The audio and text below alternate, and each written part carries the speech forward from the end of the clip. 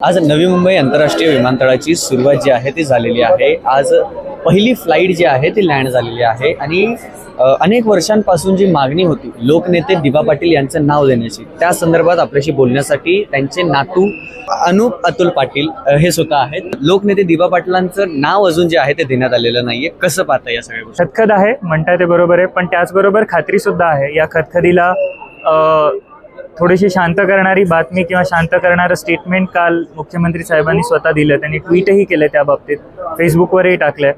तर एवढी खात्री आहे की ते नाव दिलं जाईल। खदखद आहे, त्याचं फक्त एवढं रिक्वेस्ट आहे, अशी मागणी आहे की ते लवकरात लवकर दिलं जावं। तरी साधारण आता भरपूर कालावधी जो आहे तो उलटून गेलेला आहे। कुठेतरी मोर्चाचं प्रकरण जे होतं ते अगोदर काढण्यात येणार होता, तो डावलला गेला। त्याच्यानंतर तरी एक साधारणपणे काय अंदाज, काय आश्वासन दिलं जात आहे? आता आपल्या सगळ्यांनाच माहिती आहे की मुख्यमंत्री साहेबांनी काल त्याचे सूचीवाद दिलेले आहेत की ते केंद्र शासनाकडे पॉझिटिव्हली पेंडिंग आहे। त्यामुळे मला असं वाटतं लवकरात लवकर दिलं जावं, ही माझी मागणी आहे, आमच्या सगळ्यांची मागणी आहे आणि आम्ही अशी अपेक्षा करतो की ते लवकरात लवकर दिलं जाईल।